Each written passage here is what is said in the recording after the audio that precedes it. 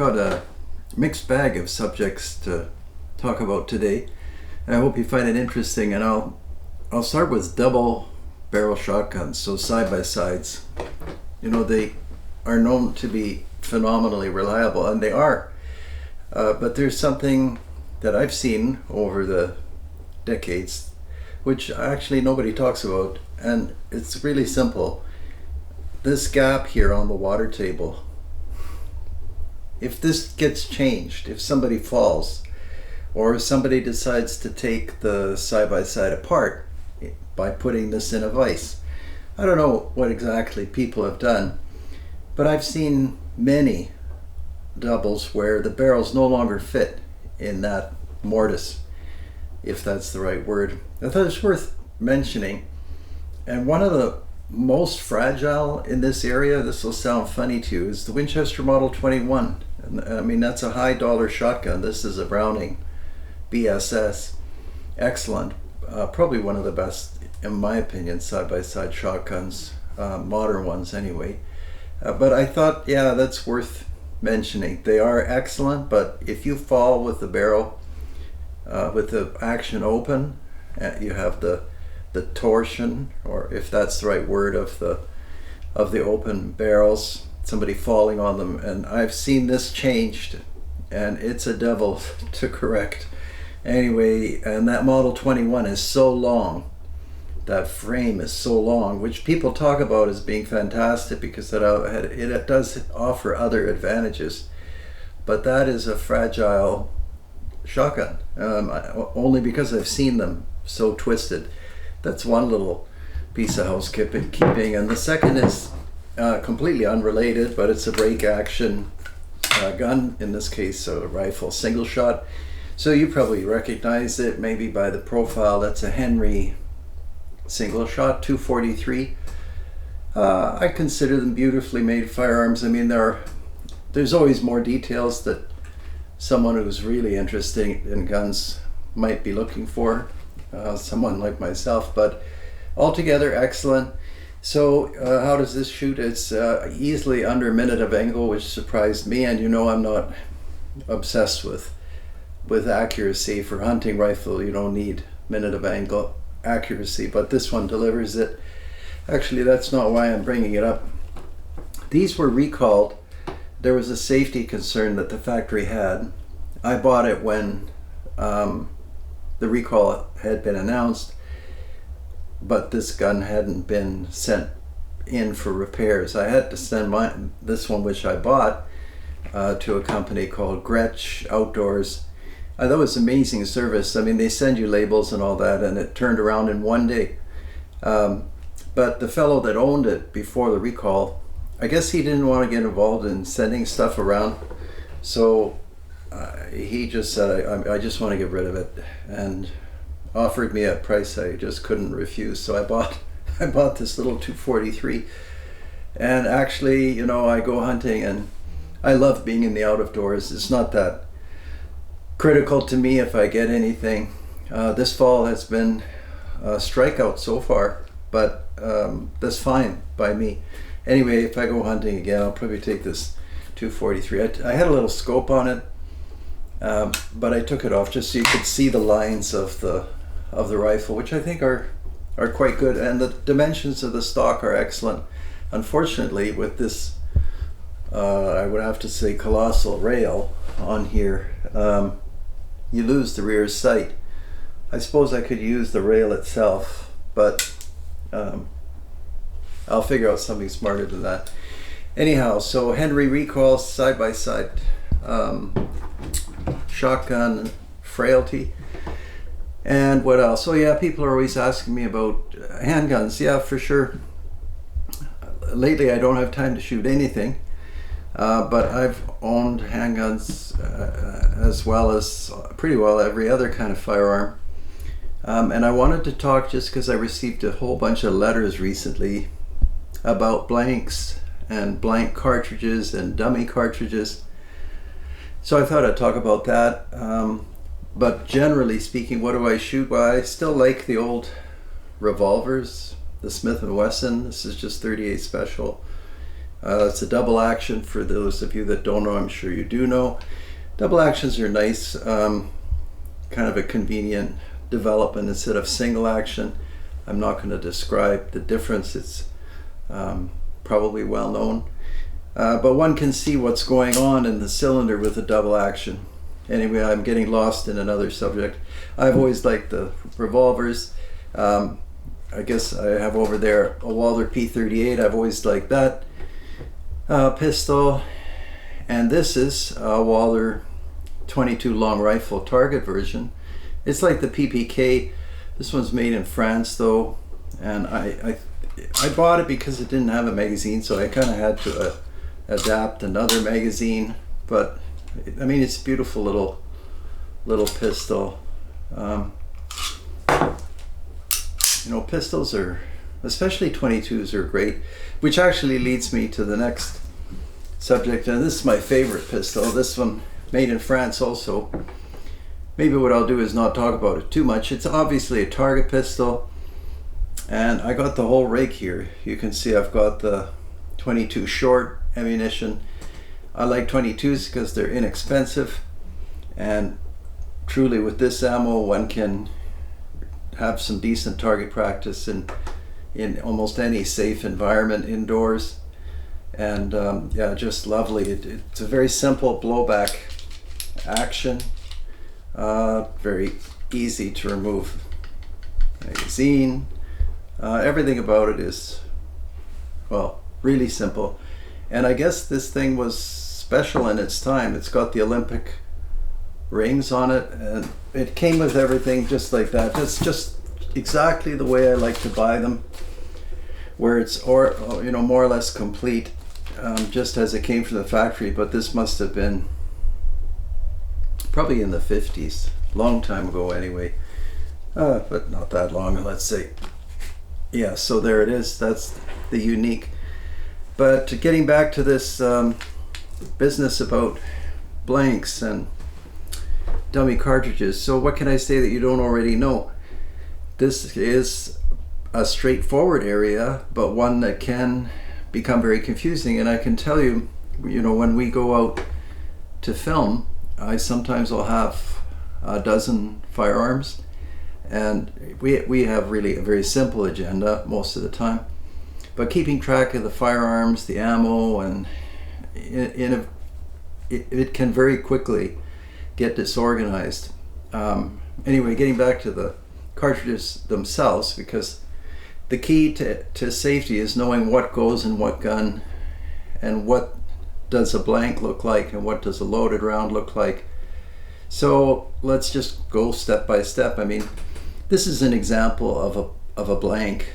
This particular one is 38 Smith and Wesson. No, it's 38 Special, loaded in the UK.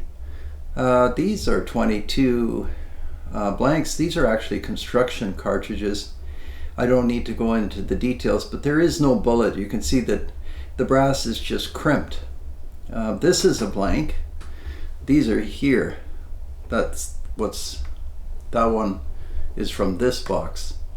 And the reason I set it on the table like this is, doesn't that look like a blank? But it's not. This is a wad cutter revolver cartridge where the bullet is flush with the brass case. You could easily confuse this for this. Again, it's easy if you know things, but even when you know things, it can be confusing. Why did I put this here? 45 Colt. Oh, because that's a typical cartridge that would be used in the West, in westerns, Western movies. Single action army most of the time is what people are shooting back then, although there were other revolvers. This is another weird cartridge that I put on the table just to confuse things further. It's a 4440. These are dummy cartridges, but they have bullets. So, I mean, that's something worth mentioning. If you're in a business where you have to have cartridges that look authentic, but they're not blanks, the cartridge could look like this, because everybody wants realism. So this could be a loaded cartridge, or it could be a blank, a dummy cartridge, meaning nothing will happen if you fire it. These cartridges, this one, this one, this one, will make a noise, and the crimp will open, and there will be a lot of debris, mostly gas, but sometimes bits of brass break off. And naturally, you know, we've all shot paper with blanks. So yeah, these shoot nothing. Would do nothing, even though there's a bullet. And by the way, I keep seeing animations, and people send me links to things. I'm actually confused by the confusion. This whole thing does not travel out of the gun. I was even listening to a link the fellow sent me from a law enforcement person, and a firearm is not loaded with bullets. A firearm is loaded with cartridges. It's the bullet that flies down the barrel and leaves the cartridge. This goes on the way to the target, this piece here. I should have set some on the table. And I know you know all these things, but it's probably worth it just to reiterate and to show you the actual things. And what did I do here? Oh, these are examples of cartridges similar to dummy cartridges that I've made up, or someone made up for me. That's where you drill a hole in the cartridge case so pressure can't build. There's still a bullet. Typically the primer is either fired or deactivated. You can accomplish that with oil. That's a shot shell that's been opened up. Here's an example of a cartridge. Who makes this? Zoom. Let's take a look at this. Yeah, these are, here we go. So this is the Zoom dummy round. You know, sometimes you want to practice with your rifle. You want to make sure it feeds, and you don't want to drill holes and all that stuff. So you get one of these. This would be the actual loaded round. Now, if I wanted to have this look realistic, I could probably paint it in such a way that it appeared like a real cartridge. So it all gets very confusing. And then when you put one of these, whether it's a blank, a dummy round, or a loaded round, into a pistol, well, it'll go into the magazine, so you'll see the rounds here. Once it's in the pistol, of course, it kind of disappears. In a double action revolver, you would be able to see the cartridge in the mouth of the cylinder. You wouldn't see the cartridge that's in line with the barrel, because once it's closed, what this cartridge looks like is hard to tell in the cylinder, but you would see here some bullets. And the only thing I could do, sorry about this, to show you a single action is this starter pistol. It's an antique, of course, but it gets the point across that in a single action there's no crane. I can't move this cylinder. It's in the frame. The crane is this piece that pivots out. So if I wanted to check the rounds in this cylinder, I could easily pivot the crane out and push the extractor and drop them and take a look at the rounds.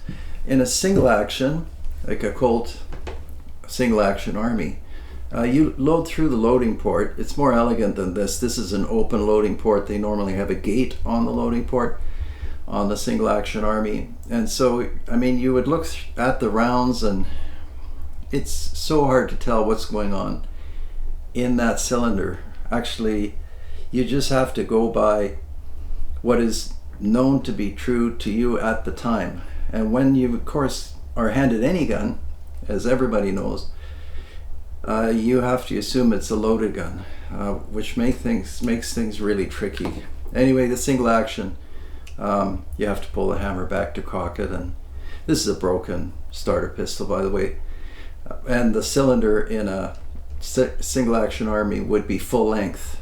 It would occupy this whole space. This is abbreviated, and you can see there's a cone on the barrel, and the cone on the barrel means that as the blank, which will make a noise, is fired, the debris and gas is deflected by that cone. I don't even like pointing. The muzzle, you can see, probably you can make out that the barrel is blocked. And I guess to be entirely safe, you know, if you had to have firearms that have blanks and are being fired, you could put a pin or two right across the barrel, or block the barrel, or do something like this, so that whatever's in there, it's not going to travel down the barrel, which is the big problem. Anyhow, that's really all I had to cover on blanks and live ammunition and dummy cartridges. I hope I didn't confuse you more than ever. I have these on the table just because they're dramatic looking, and you can clearly see that a cartridge is not a bullet. That's a bullet. The whole thing is a cartridge, and that's a cartridge case. And what you don't want is to ever lose control of the bullet. And you know, if you are interested in firearms, the first thing you'll learn is muzzle control.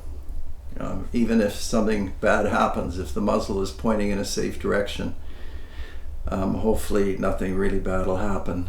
But hopefully that clarifies some things, just because the things I'm hearing are in a lot of ways very unusual. This is not an easy subject. It's very easy actually to get confused. But that is it. Blanks, dummies, live, homemade dummies, and that's pretty well all the variations I could think of. Anyhow, I hope that, like I said already, I hope that helps. We'll take a look at that unique French pistol again. And you know, there's so many videos on YouTube. I punch it in, and everywhere, people shooting handguns. But people ask me for my comments. Well, I like the Glock. I know a fellow who has a Glock. He has Beretta. He shoots everything very well. Seems to shoot the Glock best, or so he said last time we were at the range. Do I shoot them well? I probably shoot this Smith & Wesson the best. But as you know, with my tremor, sometimes I shoot very well, sometimes I don't.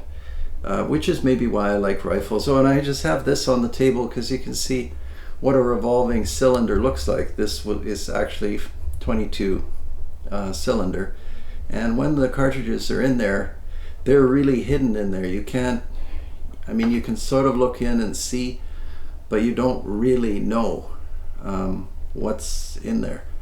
So I mean, the whole thing in a way is very hard to control. You have to have somebody who knows what's going on, and then you have to count on that person. It's that way every time you go to the range. There's a range officer, and we're all supposed to be range officers, or as safe as one anyway. All right, well, thanks very much for watching, and we'll do something more interesting next time. I hope your hunting's going well, and your shooting and gun collecting, and take care until we meet again. Bye.